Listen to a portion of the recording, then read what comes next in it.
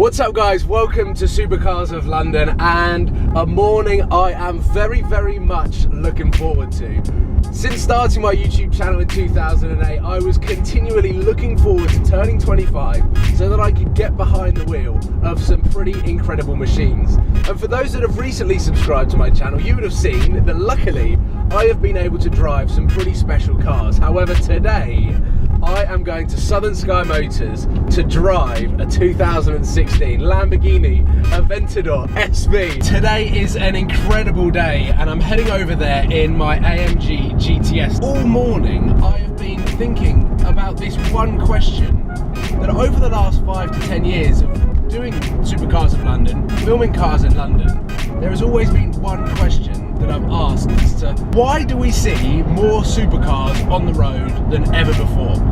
Back when I started, 2006, 2007, I used to go into London, walk around all day for 8 to 10 hours, cover well over 10 miles, and be happy if I saw a couple of Lamborghini Gallardos and a Ferrari F430. The highlights of some of my amazing car spotting experiences were bumping into cars like the Pagani Zonda F, the Ferrari Enzo, or even a Murcielago LP640, because back in the day, they were the crazy rare cars. Fast forward 10 years to now, and you can go and walk around central London for half an hour and see dozens of Lamborghini Aventadors, even Porsche 918 Spiders, McLaren P1s, LaFerraris, and the cars are becoming more and more common, even though the price of them are becoming more expensive. So I always have this question as to why are there so many more supercars on the road than ever before? And the one answer that I always come round to is that modern technology makes these cars a lot easier to drive.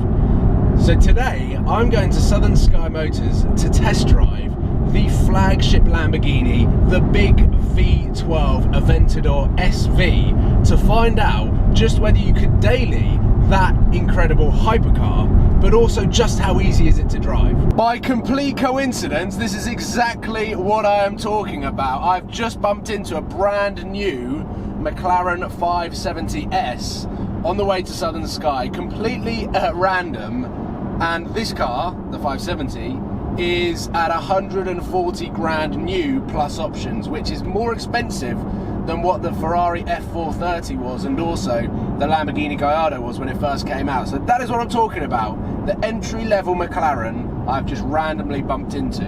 I've also seen a Ferrari California T, tons of Bentleys, and a Rolls-Royce Ghost, just on a Tuesday. Here we are down at Lamborghini Heaven. Southern Sky have got an awesome all blacked out LP560 there, and they've also got a Giallo Midas Lamborghini Gallardo LP560 here. But today we have come down to check out and drive the Lamborghini Aventador SV, Lamborghini's flagship car, the hardcore race version Super Veloce, 750 brake horsepower from a 6.5 litre V12.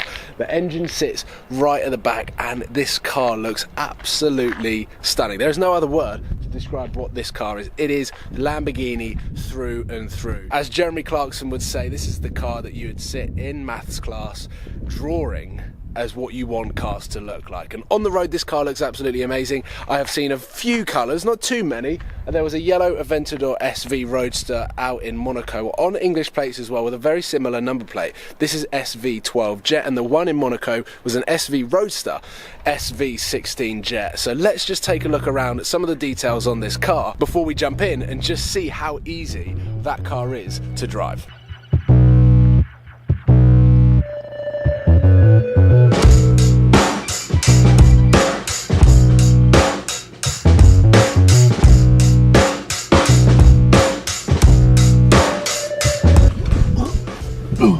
Oh, it's definitely difficult.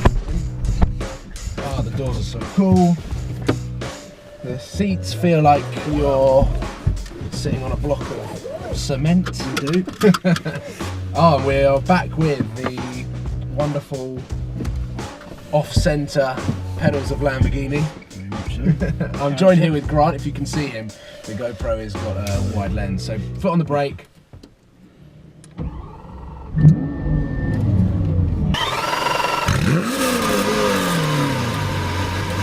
So this car has got a lift system, so that's a good thing to have around town. And it's saying please refuel, so we will experience that. I'm in first gear. Let's take it off from park. Just get out. Yeah. And up the bridge.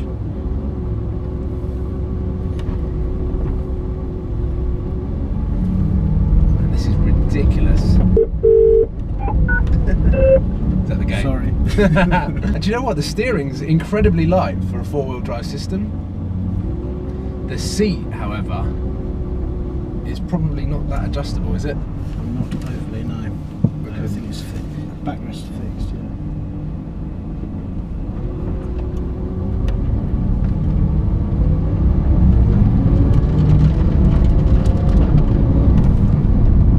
Oh my god! How close am I to the side? Because I know this is a wide car. Not that bad. Just be careful, there's a pothole just over the other side of the bridge, so. Wow, this car it's got stiff suspension. Let's go that way, there it is. There we go, got it. Put the lift down. I've never sat in a car with a driving position as aggressive as this. I am like up, sitting like this, facing forward, down, in sort of the same angle as the way that the car stoops right at the front to the point. And I have to say, I'm driving it in automatic at the moment.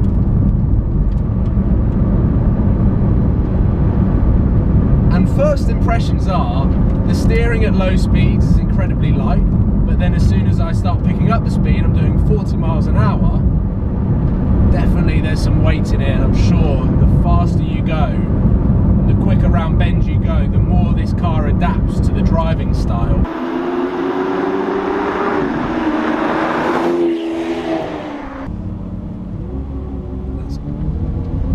Pulling out of junctions is relatively easy. Oh, I can hear that V12 slowly warming up. My view in the wing mirrors are just incredible. I feel like I'm all over the road though. The suspension is just quite disorientating, if I may say so, on these roads. Like the UK roads probably aren't the best place to drive a car like this, but lots of bumps and you feel everything. I thought the Gallardo was pretty stiff, but this is on a whole new level of race suspension.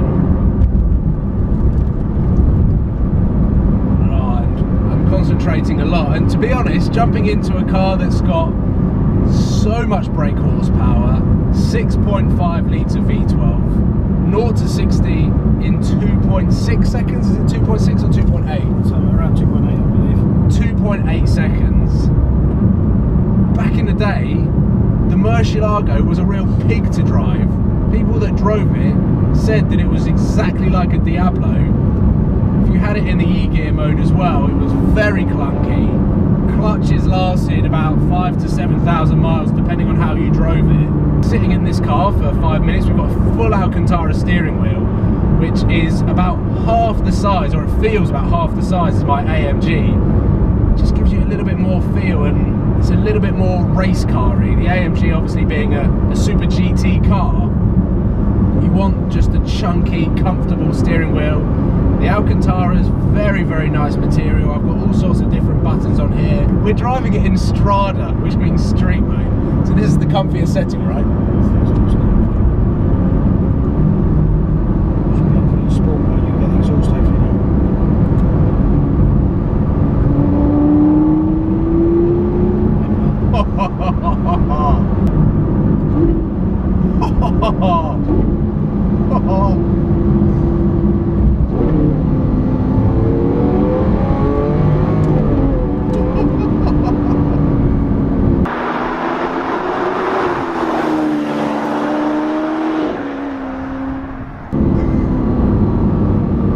Even in sport, the gearbox is still warming up. You can still feel that it's a single clutch gearbox, but that is not a bad thing in a car that just commands so much drama and noise.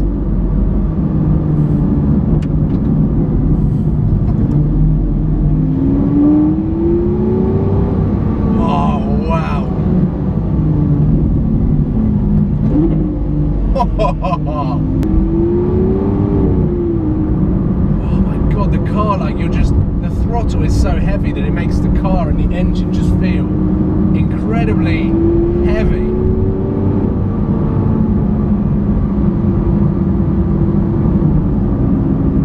But if we're going to be talking about just how easy is this car to drive, or how potentially easy this car is to live with, yes, the seats are pretty unforgiving and have no padding or comfort whatsoever.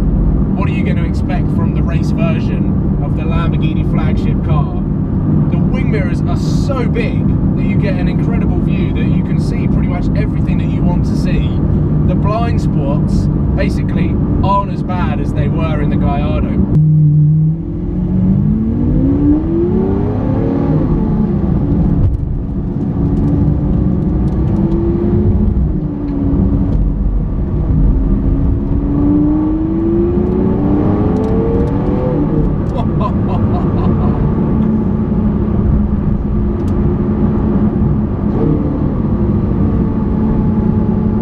This would be a sight to see if I was driving and saw this car coming towards me.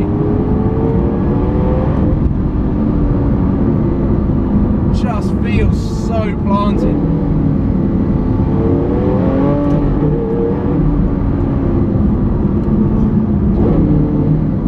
And if your back or if your entire body isn't sensitive to sitting in an uncomfortable seat for however long, there's no denying that this car is actually quite easy to drive, and it's not as difficult as I was expecting. The way that I'm sitting, the driver position, sitting right over the front wheels.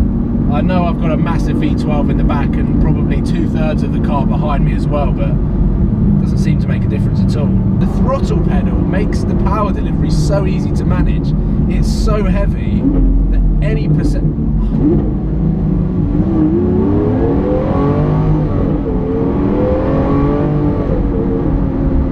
Jesus. You can tell that this is the big Lambo. One of the coolest things that I just did not think about with the Aventador, with the glass engine cover, is the slats free up the sound of the engine for the inside of the car, so we get an incredible sound coming from the car. Let's build the revs up and go higher than 6,000 RPM.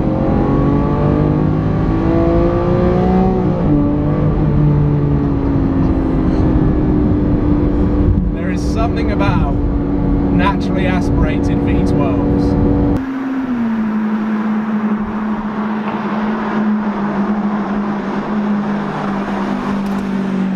Unlike some of the other cars that I've recently driven, including the Lamborghini Huracan, when you take your foot off the brake, the car doesn't lurch forward like a normal automatic does. This car, you need throttle to get the car moving.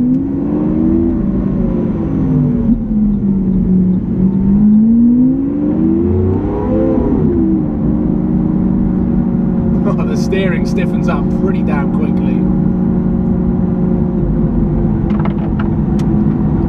I bet this car on a racetrack is an absolute animal.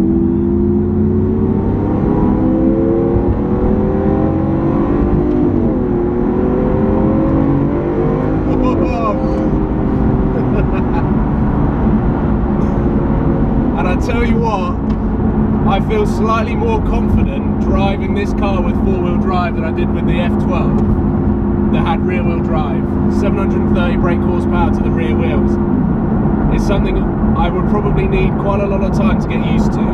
But with this, it just makes everything that little bit more easier, which is why I think I prefer driving this car to the F12. Quite nice to cruise around in. Very easy, swooping dash, epic dashboard here, which is exactly the same as the, well, sort of an updated version of the Lamborghini Veneno. Then we're back into automatic, goes down the gears for me, very, very smooth, and then we can just cruise off again.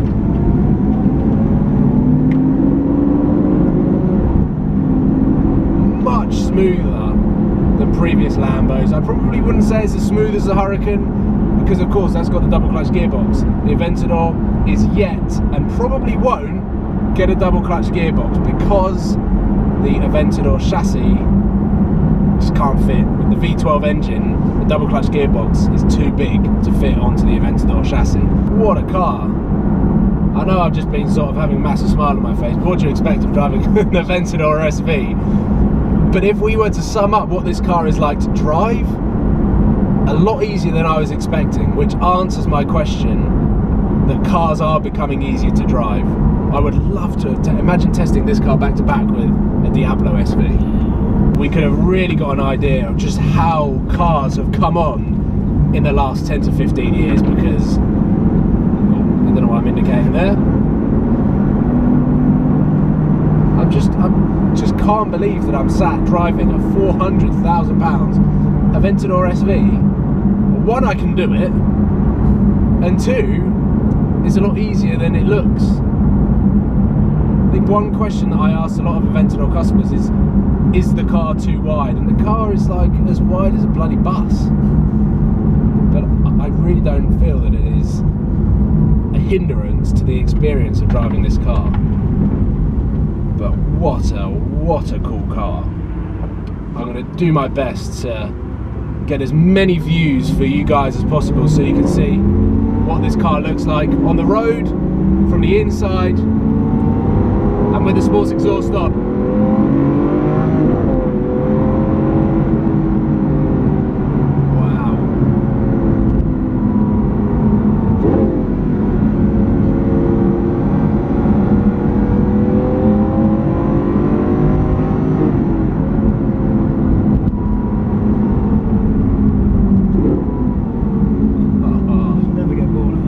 Never get bored.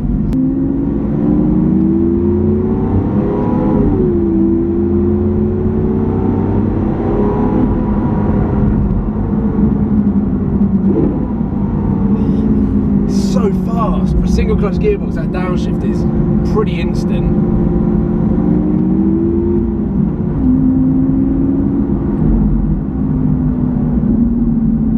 Wow, well, I just would like to say a huge thank you to Grant and Southern Sky for allowing me to come down and drive their most expensive car that you've had for sale ever? Yeah, I think so. Ever. Ever. So that is pretty crazy, and I think I've answered the question as well. How easy is the Aventador SV to drive, or in general, how easy are these high-performance supercars and hypercars becoming to drive? Surprisingly easy.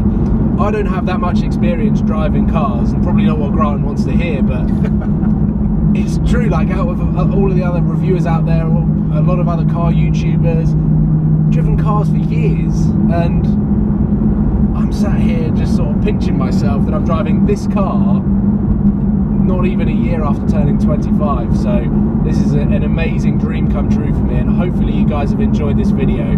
Let's head back to Southern Sky Motors to round up what an epic day this has been, and also hopefully summarise just how easy some of the most expensive and fastest supercars in the world are to drive. Well, holy crap, that was an experience I will never forget.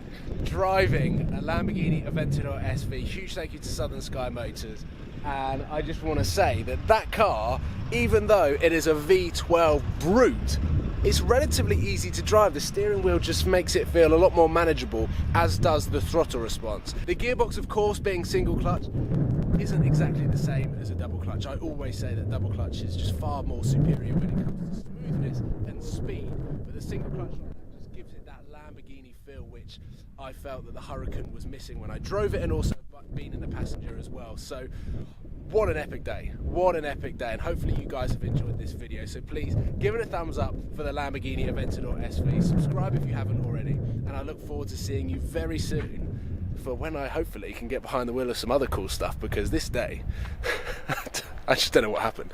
Thanks for watching, guys. Take care.